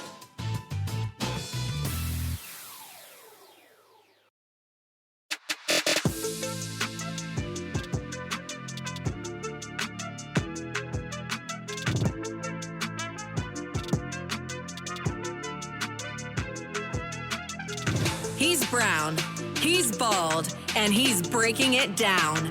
It's America at Night with Rich Valdez. Call now, 833-4-VALDEZ. That's 833-482-5337. 833-4-VALDEZ. That's Valdez with an S. And at some point, if Scalise is voting for Jim Jordan and Kevin McCarthy is voting for Jim Jordan, you look kind of silly to vote for them. Do you think there's some deals he can start cutting with, like the New York delegation? A lot of votes there. They want salt, tax relief, other things they care about. This is the reason Jim Jordan is the only viable speaker candidate we have. He's the only one who can get elected without cutting deals. Everybody, and that was the demise of Kevin McCarthy. And I supported Kevin McCarthy, but he had so many arrangements and deals that they became almost mutually exclusive. But Jim Jordan has gotten this far without a single deal, and he's got a plan to keep us from getting into a shutdown. And he's the only one who can reset the expectations that had been set earlier with conservatives. And that's why I think he's the only viable candidate we have. And I think he's going to get there this week. All right, that's Congressman Thomas Massie commenting on his thoughts on the speaker's race. As we know, Jim Jordan today fell short by 22 votes to secure the speakership. And I want to go to the phones on this. Let's go to Paul, Reading, Pennsylvania, WEEU. Paul, go right ahead. Hey, Rich, thanks a lot. Yes, there sir. are 4 ways that a speaker could be elected. 1, someone will be nominated with enough to be a majority of the total needed. However, that's not going to work because no matter who gets picked, there'll be enough of at least 5 or more that won't like that person and won't vote. So number 2, legislation, not legislation, but some way the House could produce a rule change allowing the current temporary speaker to have more powers. But that won't work because to be a law and to be something that actually might not be unconstitutional, the Senate would have to vote for it, and there's a majority, very small, but a majority of Democrats. So that won't work. The third way is that we could go 3 or 4 weeks without getting one and then be so close to defaulting our debts that the United States would, because the bill to continue the top limit of spending, but if we default, then there'll be a depression. And so maybe some of them will vote just out of the absolute necessity to get a speaker, and that might work. The fourth way that will work, because even though it's impossible, it'll make a majority of votes in the House. Now, it was impossible to get a man on the moon until it happened. And here's what I'm thinking will work. And I've been talking to some of the Democratic House of Representatives members, and they're interested. What is it? Quite simply, I'll be quick. Schumer and other top Democrats will say, okay, we want some of you, we'll pick them somehow, of the Democrats, enough to vote to get a Republican speaker. We'll make it very clear we're not in favor necessarily of what the planks are and so forth, but to save the country from depression, we will vote with the... Well, Paul, I think it's a noble idea. However, if we can't get Republicans to vote on a Republican speaker, I doubt we're going to get the Democrats to vote for a Republican speaker. They just all voted 100% to remove a Republican speaker and voted 100% for Jeffries to become speaker. So I don't think that one's going to work. I appreciate the call. We continue straight ahead.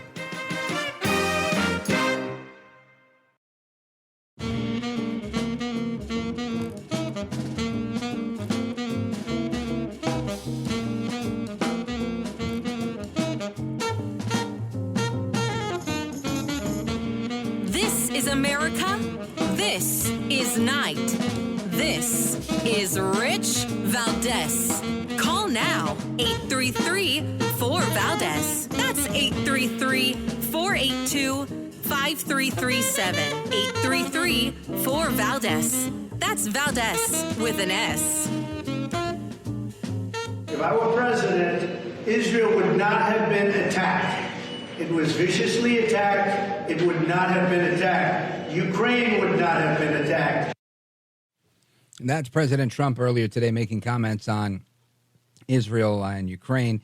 Of course, if he were president, they would not be attacked, is what he says.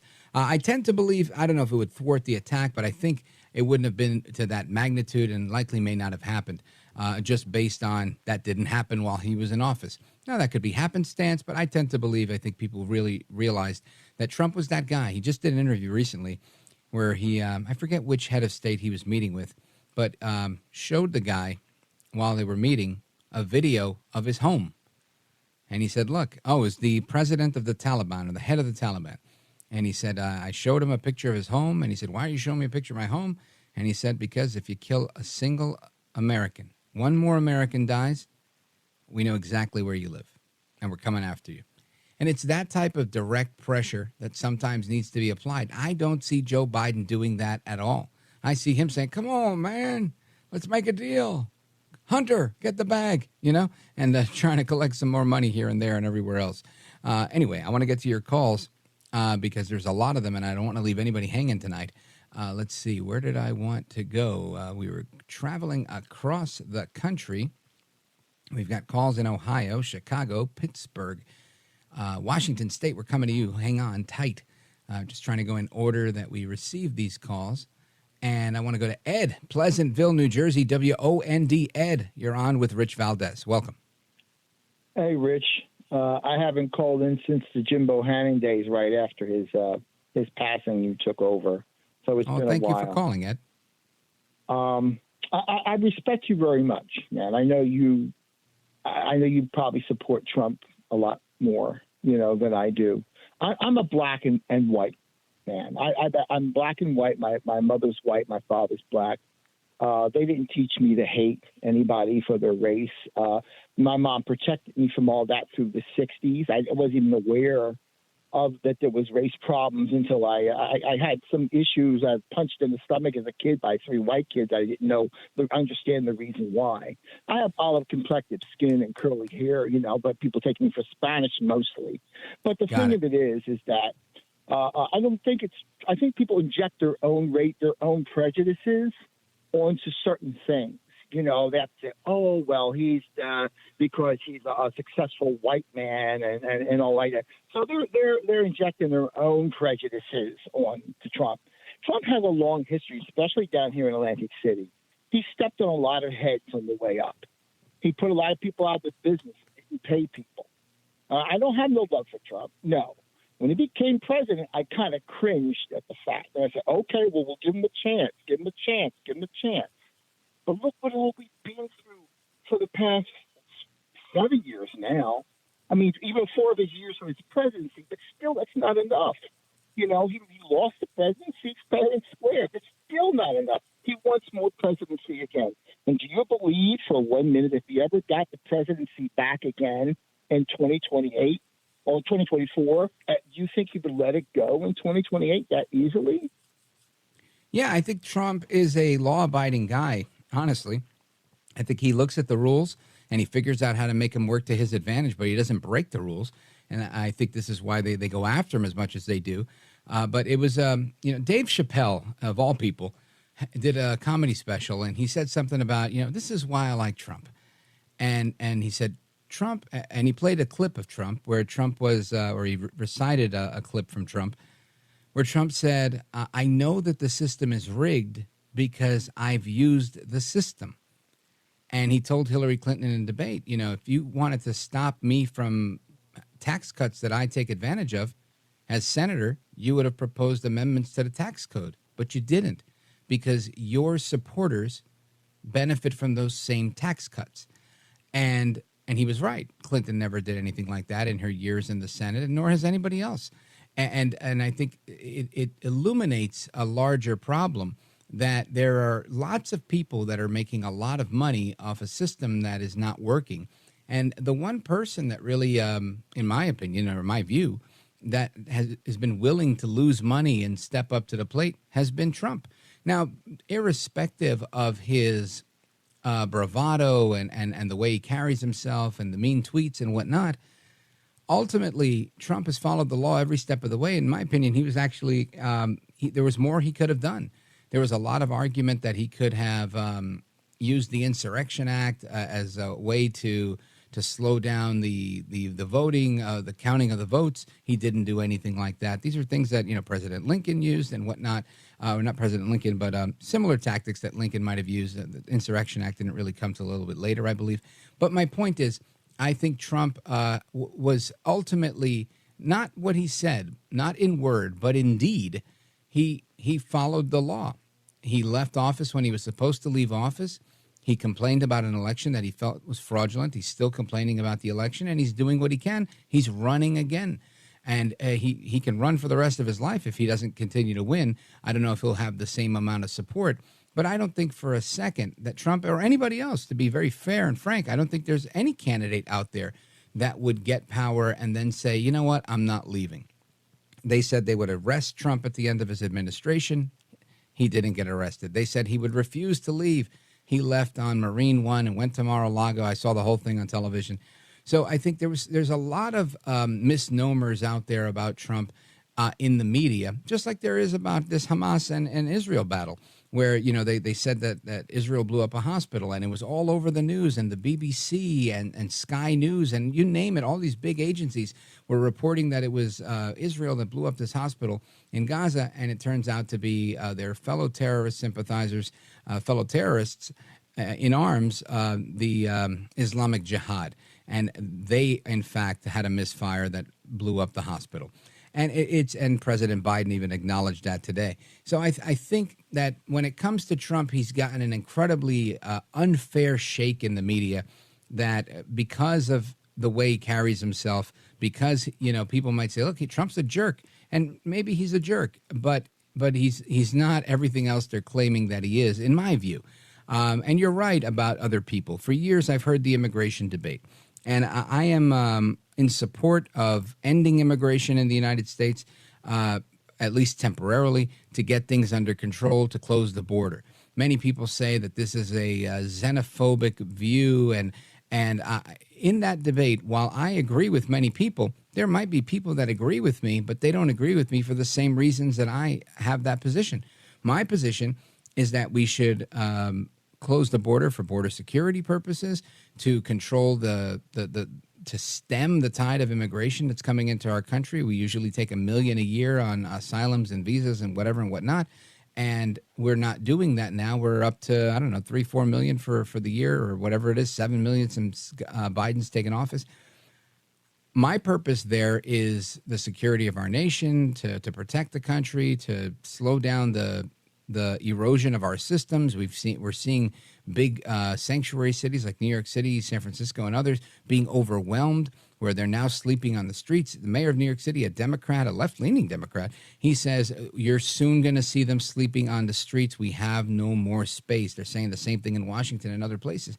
So when you look at something like that, I think this is a problem. It's unfair to those that are coming in, because some of them are getting raped along the way and being mistreated throughout, and they're coming here to live on the street. That's not how you treat people.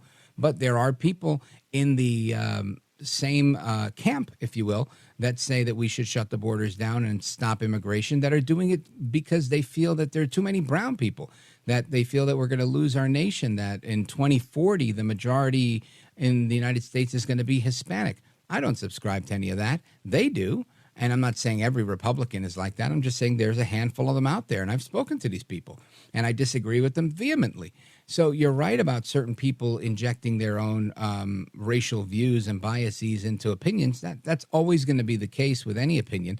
I happen to have racial biases that are I guess, more open than others, because I grew up in Brooklyn with Arabs and Jews and Haitians and Puerto Ricans and Dominicans and lots of people.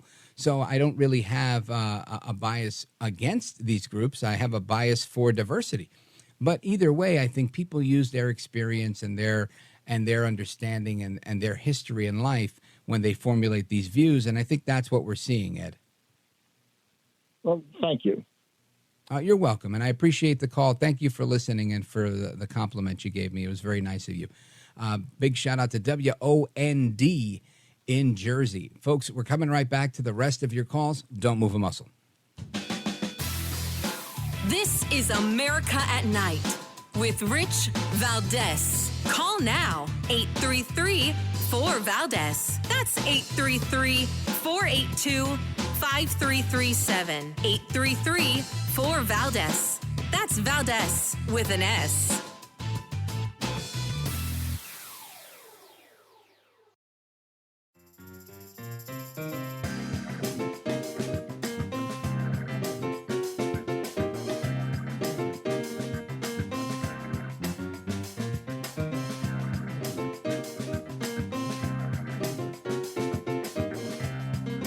This is America at Night with Rich Valdez. Hamas is responsible and should be held accountable for all civilian casualties. We saw the cost of this terrible war crime yesterday when a rocket fired by a Palestinian terrorist misfired and landed on a Palestinian hospital. The entire world was rightfully outraged, but this outrage should be directed not at Israel, but at the terrorists. As we proceed in this war, Israel will do everything it can to keep civilians out of harm's way. Is Netanyahu, Prime Minister Benjamin Netanyahu in Tel Aviv, Israel today, reiterating that the hospital that was blamed on Israel and the IDF, the Israeli Defense Forces, for being blown up and it killed hundreds of people, was not the result of an IDF bomb, but that of friendly fire from the terrorists in Palestine. And this has been widely misreported all over the world, and it's now being corrected, and President Biden even admitting it earlier, and we talked about that a little while ago. But it's something, right? It really is something when people get caught in the middle of their disinformation. It's absolutely shocking. Because these things tug at the heartstrings of people. When you tell people there's this, big bad state Israel that has the best bombs, they've got the U.S. in their pocket, they're mean, they're encroaching on the land of others, they abuse the Palestinians, and they're just evil people. And what else do you expect the Palestinians to do but fight back and slit the throats of babies and then set them on fire? No. BS. Bravo, Sierra. Absolutely not. That logic does not line up for me ever. I'll talk about that until I turn blue in the face. It's absolutely never a defense. Israel did not start with a goal of saying we're going to eradicate every Muslim in the Middle East, but yet Hamas has a stated goal of eradicating Israel from the map and killing every last Jew that they can. That's what they say, not me. Iran opens up their sessions of parliament saying death to America, death to Israel, the great Satan and the little Satan. We don't do that. Israel doesn't do that. So all I could say is when you have these terrorists that influence people and eat away at their head, this is how Hitler operated, right? Hitler created the Nazi Party. He kind of normalized, we have to gas these people. We have to get rid of them. They're not fit for society. These are not good people. These are bad hombres, right? And they try to say Trump is Hitler. Trump hasn't done anything to anybody. But this is how they make these unfair comparisons and misreport the news. Anyway, I want to get to your calls. I want to go to the West Coast, Port Angeles, Washington, KGAL out of Lebanon, Oregon. Tom in Port Angeles, welcome. You're on with Rich Valdez. Go right ahead. Hello, Richard. How are you holding up? I'm holding it just fine. Thank you, sir. All right. Yeah, there's Lebanon, Corvallis, and Albany. Nice. I got my addled brain to get that out. Hey,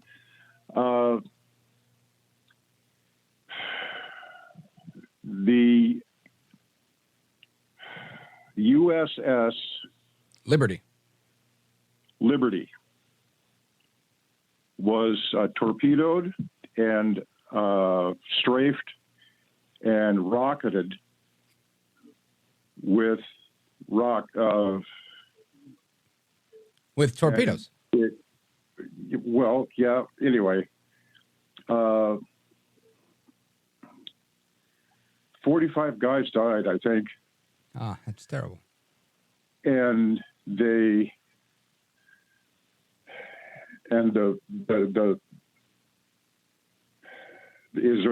Israeli fighter pilots with the rocks knew that was a U.S. ship, U.S. naval ship. Right, and they attacked it anyway. They were forced to do it. So the crew saves the ship, and it gets to a dock in Spain. It gets passed up and makes it home. And it was a cover up that like I never heard of before. Tom, I'm sorry, I have to jump into a break right here, but I get your point. The USS Liberty was attacked by an Israeli Air Force jet and was struck by torpedoes back in 1967 during the Six-Day War, and it killed 34 crew members. And at the time, the ship was in international water north of Sinai, the Sinai Peninsula, and Israel apologized for the attack, saying that the USS Liberty had been attacked in error after being mistaken for an Egyptian ship. And I understand, I think I understand the reference you're making as we talk about the hospital that was inadvertently hit. I'm going to be fair and say inadvertently hit by the Hamas people on the Hamas side of the border. Tom, thanks for the call from Port Angeles, Washington, listening on KGAL in Oregon. We're coming right back. Don't go anywhere. This is America at Night with Rich Valdez.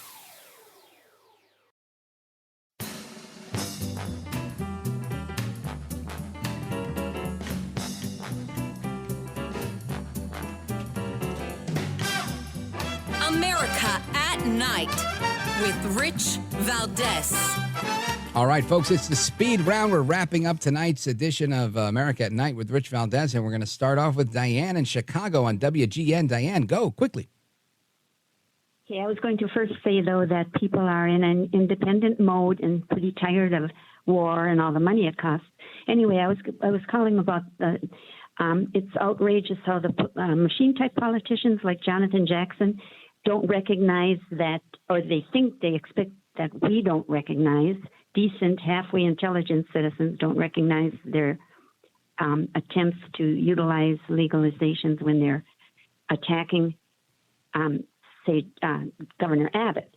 It was just in the news today. And Jonathan Jackson is a political machine person, and they have a lot of nerve because what they do is slate each other, and they stay forever using politics, and they accuse Republicans of politicizing every issue. Yeah, you're right. And I'm looking at the story here. I'm not really well versed on it, but Jackson is calling for an investigation into Abbott over the migrant busing program, saying it's illegal, they're kidnapping. I mean, we've heard these same claims from before, and I think you're right. This is business as usual from the critics. Diane, thank you for your call. I appreciate it. Let's go to Dan, Akron, Ohio, WNIR. Go right ahead quickly. Thanks, Rich. I was calling about Jim Jordan for being Speaker of the House. We need to It sounds like you're cutting in and out, Dan. But, yeah, I'm with you on the support for Jordan. I think Jordan is a great candidate. He's the one with the most support. And I think Republicans would do a great service to the country if they get him in office. Hopefully they take heed to both of our admonitions. Thank you, Dan. Al, Myrtle Beach, South Carolina. The music's on. You got 15 seconds. Go for it. Biden is just a puppet. Obama never left. I think you're right. I think Obama's very much influential in D.C. and in world politics still. He's not official, but he's the de facto leader for sure. Folks, hasta la próxima. Take care. Good night, and God bless. I am Rich Valdez, and God willing, we're going to do it all again tomorrow.